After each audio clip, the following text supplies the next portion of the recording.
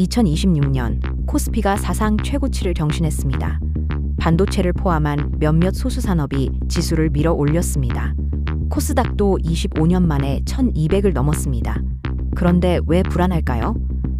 같은 10년 미국 S&P 500에 넣은 1억 원은 4억이 넘게 불어났습니다. 나스닥도 꾸준히 올랐습니다. 똑같이 투자했는데 미국에선 4배, 우리는 소수 종목만 올랐습니다. 이 격차가 보여주는 게 있습니다. 어떤 나라의 자본 효율성은 지금 조용히 무너지고 있습니다. 지수 뒤에 숨은 진짜 이야기 지금 시작합니다.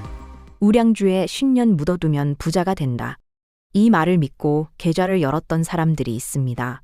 코스피는 2016년 2000에서 2026년 6,700으로 약 3배 올랐습니다.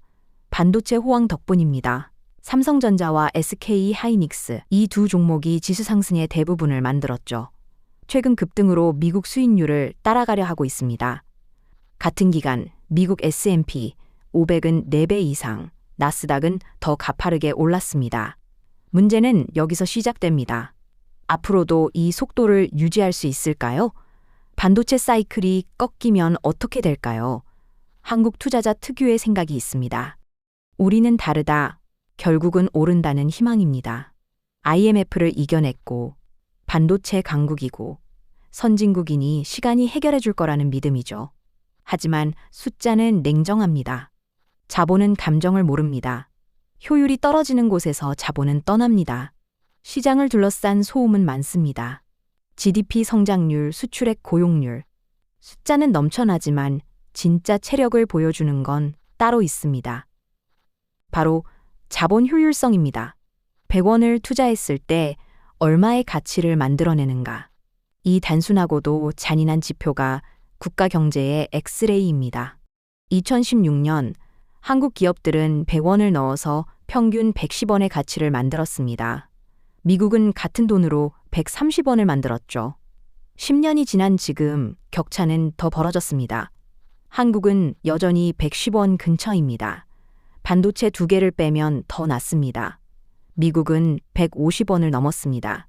중국은 더 심각합니다. 같은 기간 105원에서 95원으로 떨어졌습니다. 돈을 쏟아부었는데 오히려 가치가 줄어든 겁니다. 자본 효율성 그래프는 거짓말을 하지 않습니다. 돈이 일을 하지 않는 나라에서 지수 상승은 환상입니다.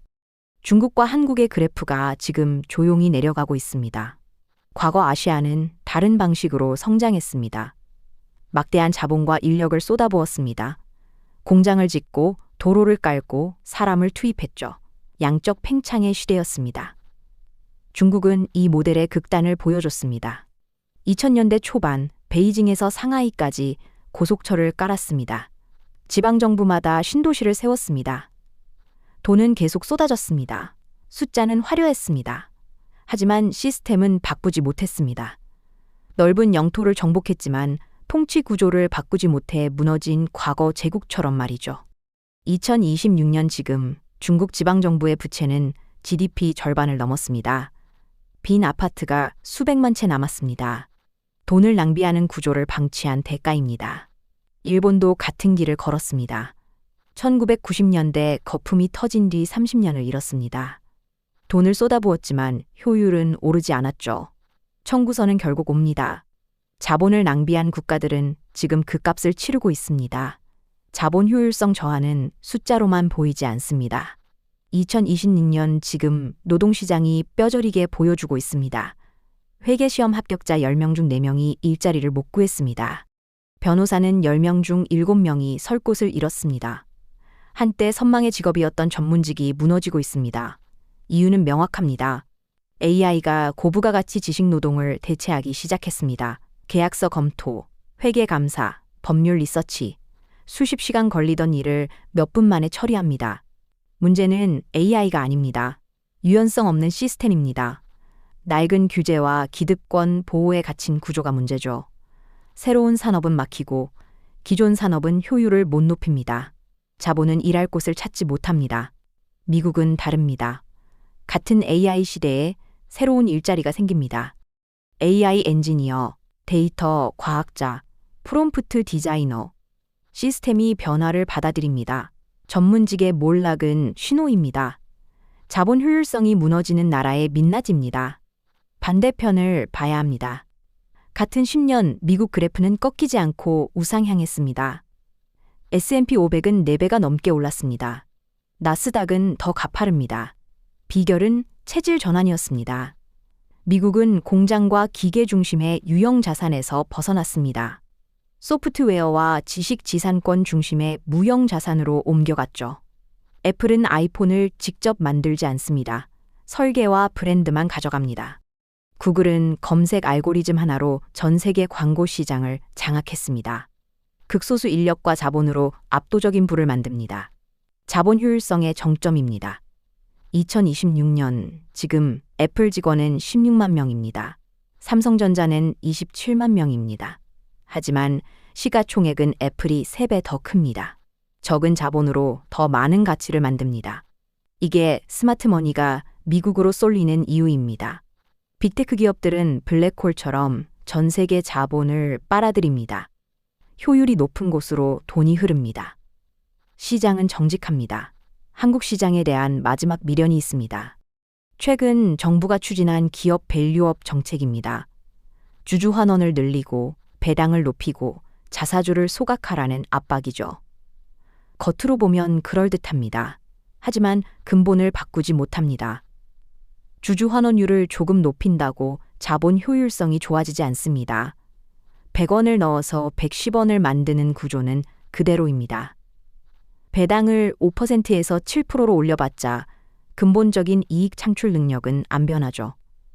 미국 기업들은 다릅니다.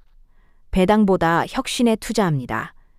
연구개발에 쏟아붓고 인수합병으로 경쟁력을 키웁니다. 자본 효율성 자체를 끌어올립니다. 한국의 진짜 문제는 따로 있습니다. 노동시장의 경직성, 과도한 규제, 기득권 보호 체계, 이것들이 자본 효율성을 짓누릅니다. 금융 정책만으로는 안 됩니다. 밑빠진 독에 물 붓기입니다. 밸류업 정책은 착시입니다. 겉은 화려하지만 속은 비어 있습니다. 구조를 안 바꾸면 자본은 계속 떠납니다. 투자는 국가대표 응원이 아닙니다. 내 돈이 걸린 문제입니다. 한반도가 반만년 역사에서 살아남은 비결을 봐야 합니다.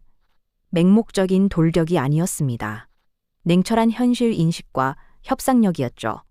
강대국 사이에서 줄타기를 했습니다. 때로는 굽히고 때로는 버텼습니다. 생존을 위한 전략적 유연성이었습니다. 지금 개인 투자자가 취해야 할 태도도 같습니다. 변하지 않는 구조를 탓하며 기다리는 건 답이 아닙니다. 내 자본을 가장 대우해주는 곳으로 옮겨야 합니다. 감정을 빼야 합니다.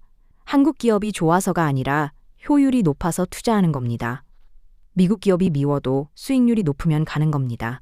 자본은 국적이 없습니다. 2026년, 지금 전 세계 자본이 미국으로 쏠리는 이유가 있습니다. 효율이 높고 혁신이 빠르고 시스템이 유연합니다.